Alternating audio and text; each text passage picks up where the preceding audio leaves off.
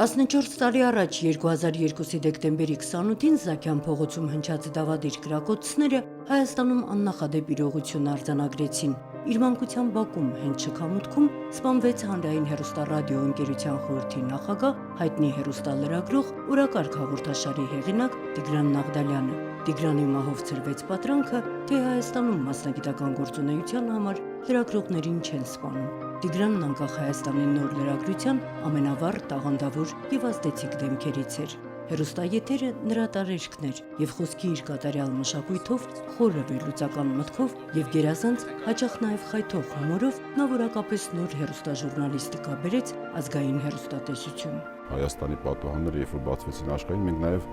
տեսանք ուրիշ ժուրնալիստիկա։ Եվ այդ ժուրնալիստիկայի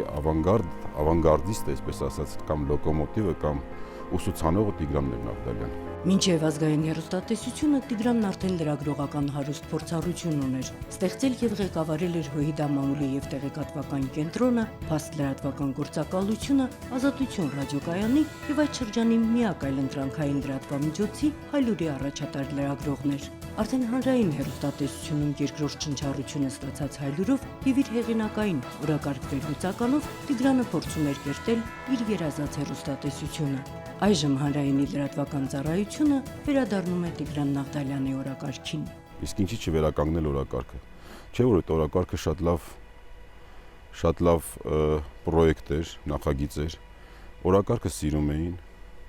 օրակարգին սպասում էին։ Մեզ մնում է ուղղակի միայն այնպես անել, որ կրկին օրակարգին սիրեն եւ օրակարգին սպասեն։ 2017-ի հունվարից հանրայինի լրատվական թողարկումները կկրեն օրակարգ անունը, իսկ օրակարգից դուրս կլինեն հարցազրույցներ։ Հանրայինի լրատվական թիմը պահպանելու է պրոֆեսիոնալիզմի այն բարձր նշաձողը, որ սահմանել էր Տիգրան Նաղդալյանը։ Նունե Ալեքսանյան, Արմեն Անդրեսյան, Առաջին ալիք։